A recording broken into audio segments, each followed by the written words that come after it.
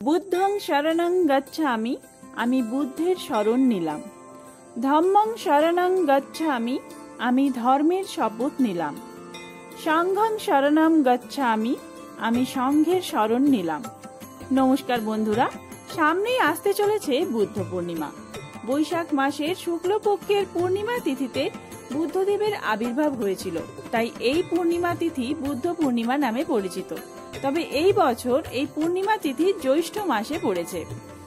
আর এই বছর 2024 সালে বুদ্ধ পূর্ণিমায় বুদ্ধদেবের 2586তম জন্মতিথি পালিত হবে। এরই সাথে সাথে সনাতন হিন্দু ধর্মীরা এই দিনে বিভিন্ন ধরনের পূজা অর্চনা করে থাকেন, যেমন সত্যনারায়ণের সিন্নি পূজা, গৌতম বুদ্ধের পূজা, এই সমস্ত পূজা হয়ে থাকে।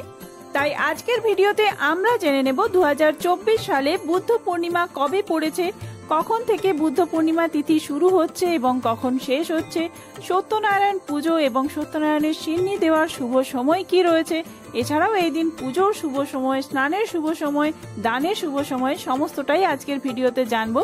তার সাথে পারিবারিক সুখ সমৃদ্ধির জন্য এই পূর্ণিমাতে আপনারা কি কি করবেন আর কি করবেন না, সমস্তটাই আমরা আজকের ভিডিওতে জেনে নেব।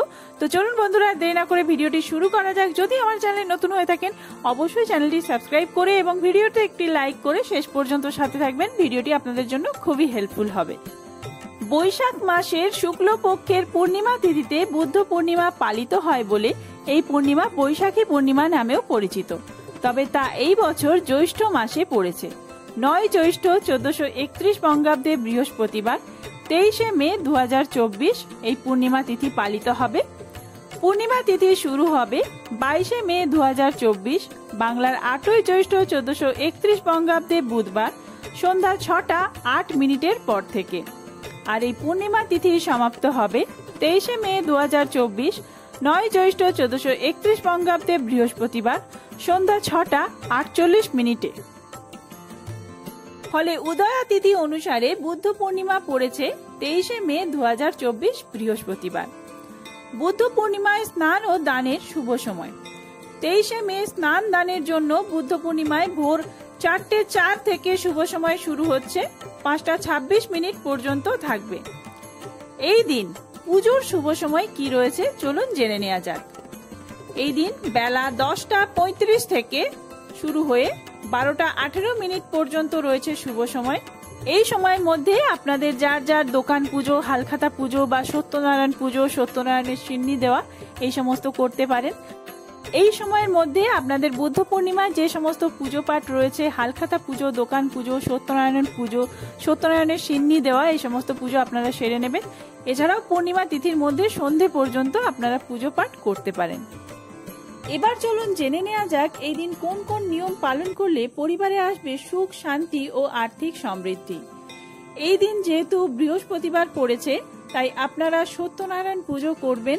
এছাড়াও এদিন উপোস করবেন আর বিষ্ণু পুজোর বিধান রয়েছে। এই দিন পূর্ণিমা তিথিতে বজরংবলীর সামনে প্রদীপ জ্বালিয়ে হনুমান চল্লিশা পাঠ করা অত্যন্ত শুভ।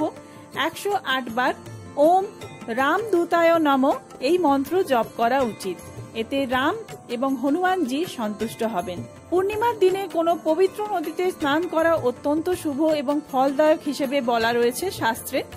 বর্তমান পরিস্থিতিতে নদীতে স্নান সম্ভব নয়, তাই বাড়িতেই পবিত্র নদীর নাম স্মরণ করে বা জলে ওই নদীর জল মিশিয়ে আপনারা স্নান করতে পারেন। পূর্ণিমার দিন বাড়িতে কলহ বাঁধাবেন না। যে গৃহে স্বামী স্ত্রীর মধ্যে বিবাদ হতে থাকে সেখান থেকে সুখ সমৃদ্ধি চলে যায়। এদিন মা বাবা এবং বয়োজ্যেষ্ঠরা যাতে আপনার আচরণে অপমানিত বোধ না করেন তা খেয়াল রাখা উচিত।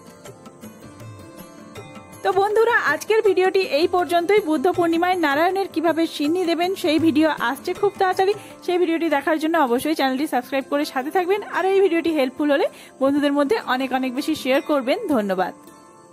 শুভ বুদ্ধ পূর্ণিমা সকলকে।